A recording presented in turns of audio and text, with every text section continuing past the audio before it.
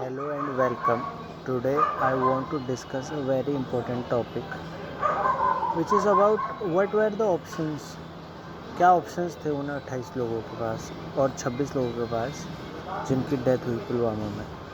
Sincerely अगर हम देखें इस टॉपिक पे और हम ये रियलाइज़ करें कि 28 लोग थे और हम भी उनमें से एक थे, तो हमारे पास ऑप्शन क्या थे। मैं पिछले जब से भी अटैक हुआ है यही सोच रहा हूँ और 3 चीज़ें मेरी समझ में आई हैं जो हम कर सकते थे। 3 चीज़ें देखो, वो मैनिपुलेटेड है, जो बंदा गन लेके आया वो मैनिपुलेटेड है, तुम उसको समझा नहीं सकते उस टाइम पे।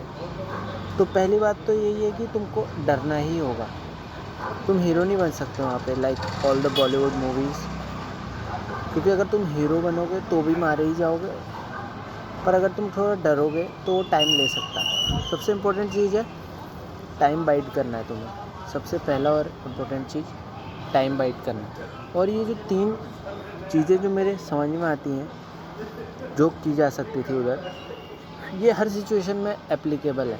सिर्फ यही नहीं कि हिंदू मुस्लिम कोई अटैक करने आ गया तो आप कहीं फंस जाते हैं। फॉर एग्ज़ाम्पल आप कर्नाटका में फंस जाते हैं, कोई आपसे बोलेगा कन्नड़ में बोलो, या आप कहीं और इंडिया के पार्ट्स में फंस जाते हैं, या वर्ल्ड में भी जहाँ रेसिज्म फेस होता है, तो ऑप्शन क्या होता है। सबसे पहला आइडेंटिफाई द लीडर, और जैसा कि मैंने पहले बोला आपको डरना है। ये 2 चीज़ें तो आपने करनी ही करनी है जो मेरी समझ में आए। बिकॉज अगर आप लीडर को आइडेंटिफाई कर लोगे उनमें से, क्योंकि जो भी ग्रुप ने भेजा है अटैक करने या मारने, दंगों में भी यही होता है, तो उनमें का कोई ना कोई एक लीडर है, तो आपको ना पहले उसे पहचानना है। इससे क्या होगा, इससे 2 चीज़ें साफ हो जाएंगी। व्हाट इज़ देयर ऑब्जेक्टिव, क्योंकि उन 28 में से कितनों को तो ये पता नहीं होगा उनकी डेथ क्यों हुई, ठीक है।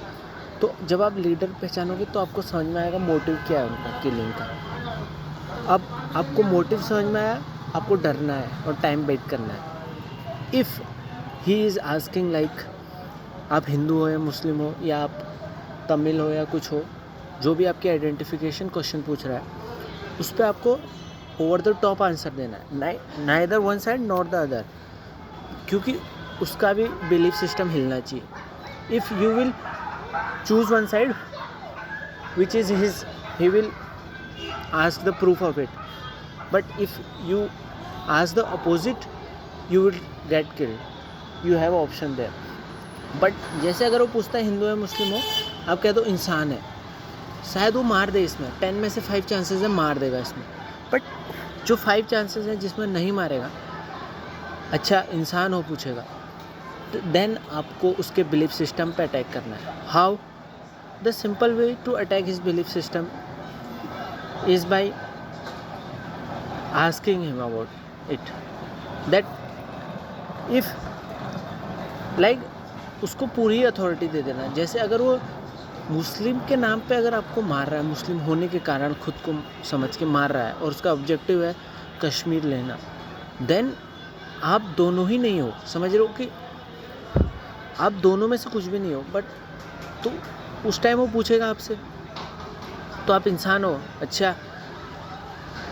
तो उस बिलीफ में देखो 2 चीज़ें सामने आती हैं। देख, एक तो कि भाई तू अगर मुसलमान है और तुझे कश्मीर चाहिए, तो मैं तो अभी तेरा कोई फ़ायदा नहीं करने वाला हूँ, बट वो इतना मैनिपुलेटेड होगा, उसको ये समझाया गया होगा कि नहीं तुझे न्यूज़ बनानी है, तुझे ये करना है, वो मार ही देगा।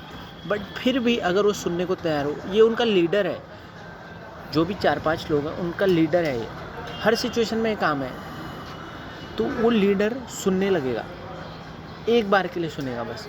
तो उस टाइम समझ रहे हो, तुम्हें टाइम वेट करना है। सेकंड ऑप्शन आई थिंक बहुत इलॉजिकल है, शायद वर्क भी ना करे, इज़ दैट बीइंग, जो उनको पूछते हैं वो बन जाना। खैर तुम्हारी एक लुक है, तुम्हारी एक आइडेंटिफिकेशन है, तुम्हारे साथ कोई है, तुम वो नहीं बन सकते हो। लाइक इन हिंदू और मुसलमान इशू दोनों जो रेस्पेक्ट करते हैं वो वेस्टर्न्स को ज़्यादातर रेस्पेक्ट करते हैं दोनों, क्यों पता नहीं किसी को। लेकिन अगर तुम उनमें से कुछ भी बन सकते हो उस टाइम के लिए, he will not shoot you. Third and the most important thing which I believe is, जो शायद होना चाहिए, check your belief now, because life and death की सिचुएशन है.